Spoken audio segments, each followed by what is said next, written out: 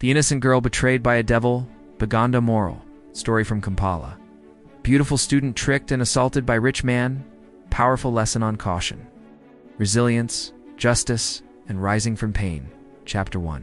The hardworking girl of Kisenyi in the busy, crowded suburb of Kisenyi in Kampala. Central Uganda, where narrow red earth streets buzzed with boda-boda riders.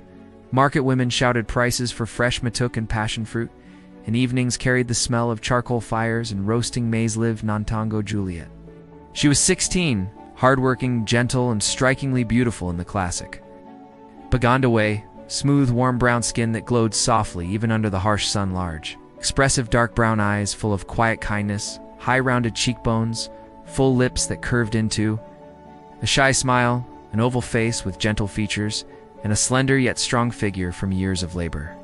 Her hair was neatly plaited in simple styles with small beads, and she wore clean but faded kitten wrappers tied tightly at the waist, a matching headscarf, and old rubber sandals worn thin from walking. Juliet was the only daughter of her widowed mother, Mama Nantongo Juliet, a strong woman with deep brown skin, tired but warm brown eyes, full cheeks, and a determined mouth. Mama Nantongo sold fruits in front of their small rented mud brick house with iron sheet roof.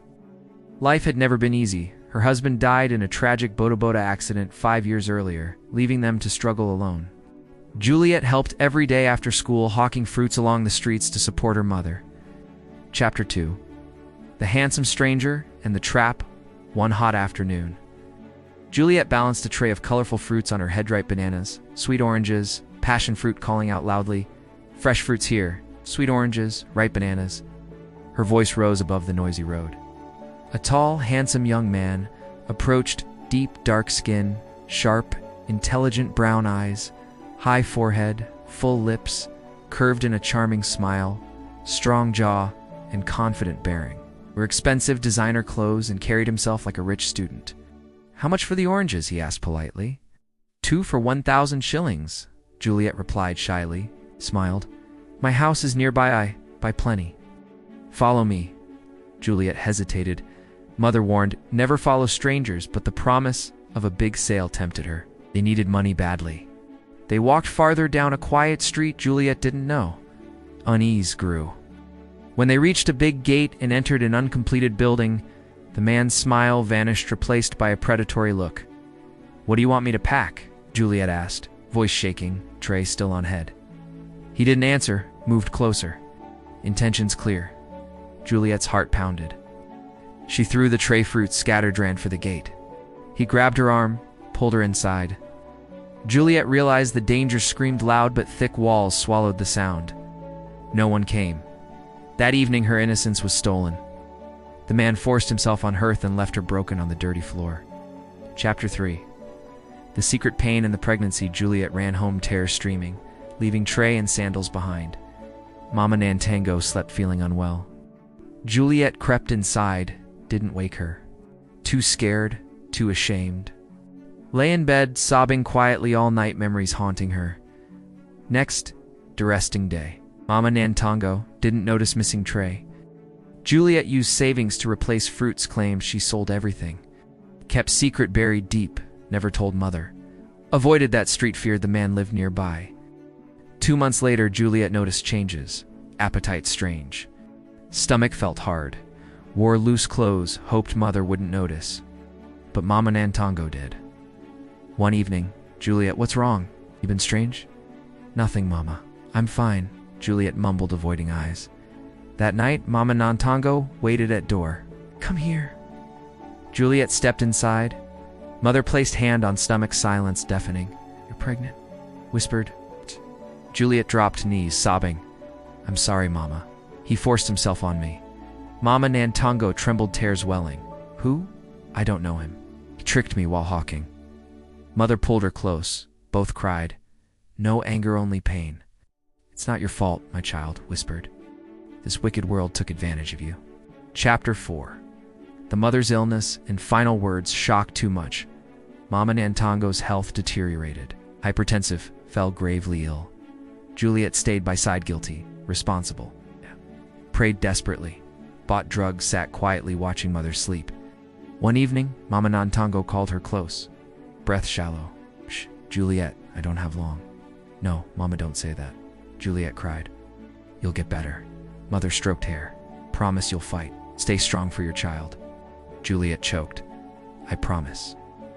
Mother's hand trembled, touched face. You're my pride. My joy. Breath slowed. Final trembling breath. Mama Nantongo slipped away, face calm. Juliet screamed raw grief. Neighbors rushed, but none could help.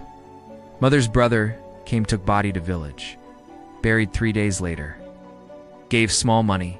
Returned to Kampala. I can't feed mother and child. Juliet took money, thanked him. Chapter 5. Eviction and life on the streets. Landlord demanded 1 year rent. Juliet couldn't pay. 1 week later, he returned with boys, threw belongings into street. Locked door with giant padlock. You and your bastard baby, find somewhere else. Juliet knelt, begged in tears. Pleas fell on deaf ears.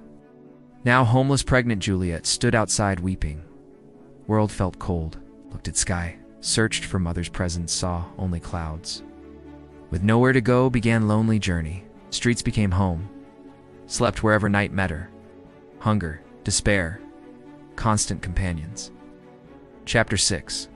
The birth and stranger's kindness. Close to delivery, found abandoned bus and bus park. Became new home. One night, 11:30 p.m. Labor pains began. Screamed for help. None came. Pain intensified, screamed louder. Strong urge to push, did it in bus. Heard newborn cry, pain gone instantly. Managed to stand, picked baby. It's a boy, whispered amid tears. Tiny cries filled cold bus. Juliet lay sprawled, trembling. Looked at son wrapped in old blanket, no joy, only fear. Thought of leaving him, someone would find care. But as baby held her dress, weakly heart broke. I'm sorry, my baby. I don't know how to be a mother.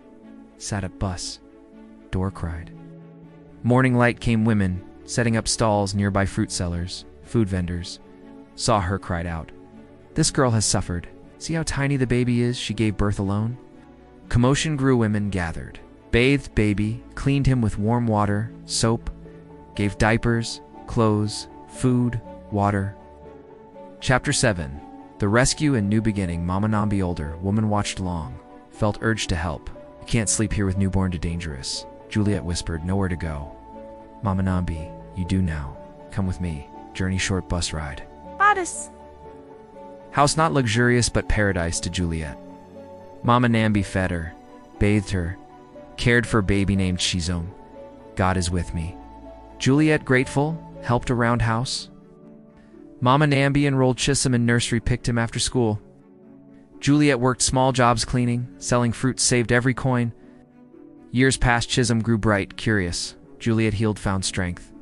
Mama Nambi became true mother. Call to action, my sister. My brother Innocence, stolen by evil, never defines you. Resilience, kindness from strangers, God's mercy bring healing. Juliet's story teaches pain doesn't last forever, goodness rises. Never judge suffering, girl, help instead. Reflect.